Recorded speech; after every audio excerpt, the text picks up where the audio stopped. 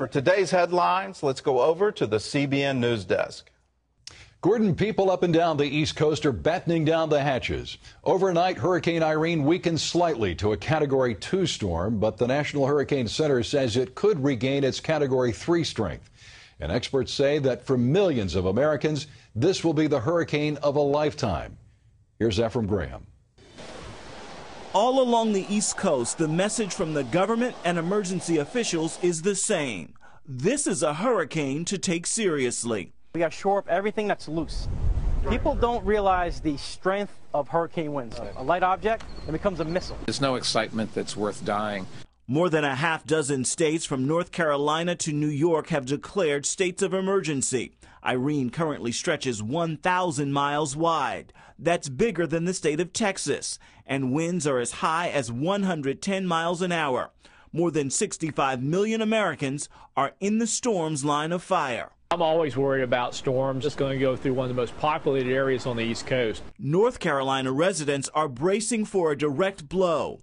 Boarded windows with messages to Irene can be seen all along the Outer Banks. Our windows are rated for, I think I want to say 130 miles an hour. I hope that's true, but there's only one way to test it, and I don't want to find out. 180 National Guard troops will be on the ground in North Carolina, with 2,300 on standby. The state's governor is asking those who are choosing to ride out the storm to reconsider. We can always rebuild, but we cannot replace lost lives. Ephraim Graham, CBN News. And for more on what we can expect from Irene, we turn to Mark Mancuso of AccuWeather. Mark? Powerful Hurricane Irene continues to churn off the southeast coast of the U.S., continues to move northward, getting closer and closer to the Outer Banks of North Carolina. This system will sweep rapidly up along the east coast this weekend, and this is a serious threat to lives and property from eastern North Carolina right up into southern New England. Once you get west of I-95, the impact's a lot less, but from I-95 closer to the coast, huge problems here with heavy rain, high winds. Expect a lot of power outages in these areas, and right along the immediate coast, a lot of destruction, not only from the winds, but also from a storm surge and some battering waves. Now, this is going to be a big rainfall producer, no doubt about that, from eastern North Carolina right up the mid-Atlantic coast and into southern and central New England. 4 to 8 inches of rain, locally 10 inches. Combine that with these tropical storm to hurricane force winds.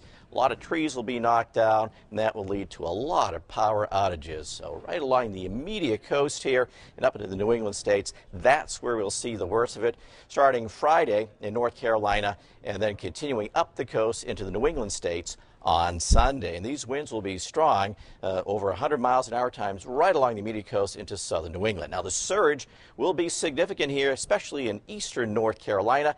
Combine that with some battering waves, we'll see a lot of problems at the coast with beach erosion and flooding. Mark Mancuso of AccuWeather. Mark, thank you. East Coast utilities are preparing for widespread and lengthy power outages. High winds are the biggest threat, along with downed trees and flooding. An unusually large number of people may be affected by this storm. That's because Irene is forecasted to stay just offshore, as Mark mentioned, and retain much of its power as it moves north along the eastern seaboard. East Coast refineries are starting to shut down, and that's boosting gas prices. Once the storm passes, it may take several days for them to start operating again. CBN's Operation Blessing is ready to help victims of Hurricane Irene. OB will help people recover their belongings and clean up their property, and it will provide meals, water, hygiene kits, and even hot showers. We've got more Hurricane Irene coverage, including links to help you track the storm, and you can find it on our website at cbnnews.com. Iran's president says there will be no room for Israel after the formation of a Palestinian state. Mahmoud Ahmadinejad made that comment after a day of pro-Palestinian rallies Friday. Those rallies were part of an annual demonstration called Quds Day, when Iranian officials show their support for Palestine and condemn Israel.